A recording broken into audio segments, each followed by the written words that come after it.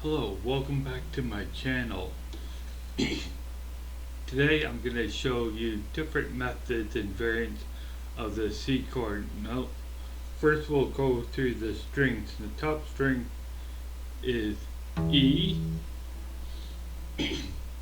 below that is the A string, below the A string is the D string, and then the G string, and then below the G string is the B string, and then the bottom string is also E. So every abused duck gonna bash eggs. Now, this is actually on the bottom here is the high E, like the higher pitch, higher octave, and the top string is the low E. And don't ask me why that is, because I have no idea why they invented the guitar like that. Now, one method of the G chord, very simple, is on the B string, fret the B string in the first fret, and then the D string in the second fret, and the A string in the third fret. In this first fret on your index finger and your ring finger, those are actually C notes, and the other fret in between there on D string, that's the B note. And you play every string except for the top one, so just these five. That's one method of the C chord. Now you take your pinky and you want to fret the G string. Okay, so two below your ring finger, and play those five strings. That is C7.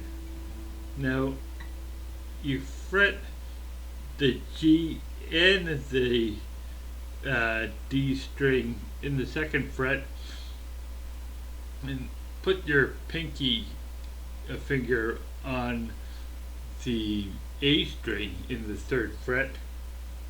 Play the five strings. That is C6. And think about fretting. You don't press the strings very hard. Don't hurt your fingers. You only press them hard enough to lightly touch the fretboard. If you want to fret the A string in the third fret, and then you press the three strings under that over the fifth fret, and you play only those four strings in the middle. That is another method of the G chord. Or if you fret the A string here in the third fret and only fret the two strings underneath it with your ring and pinky finger, and play only those three strings, so strings 5, 4, and 3, that there is C5. Now there's an alternative method of playing C7, that you fret the G string in the third fret, then in the fifth string you the strings below and over it, so the D and the B string, and then you only play those three strings. That is an alternative method of playing G7. And another method of G7, you go down to the 8th fret and you fret strings D, G, and B, and in the 9th fret you fret the G string, and then in the 10th fret you fret the A string,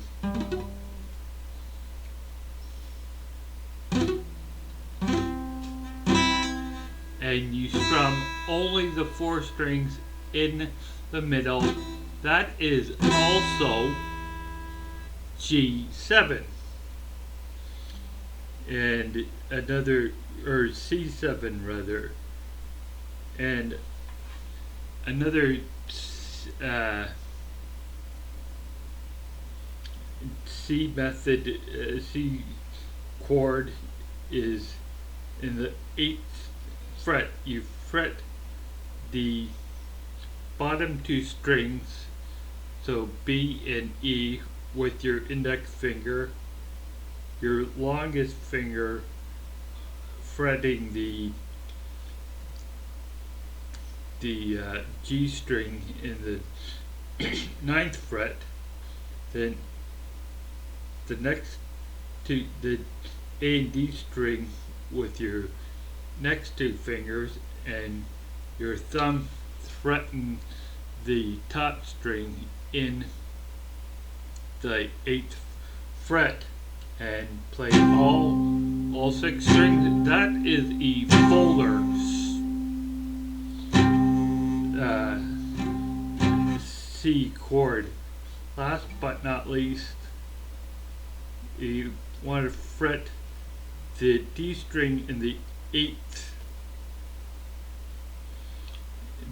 fret with your index finger. Use your longest finger to fret the string right below it in the 9th fret, and then in the 10th fret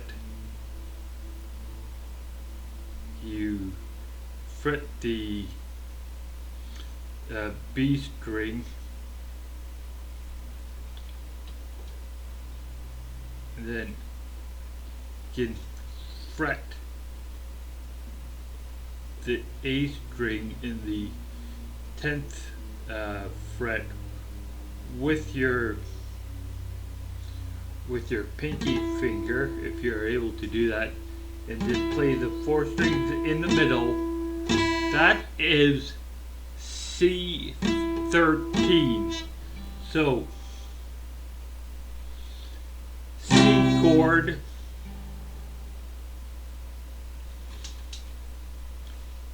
C chord, C5,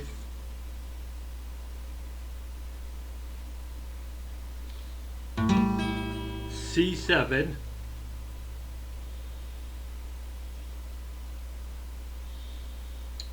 another method of C7, C chord, oh, and you want to remove your index finger from the B string, but still continue the fretting the A and the D string in the 3rd and 2nd fret respectively, and you play those bottom 5 strings.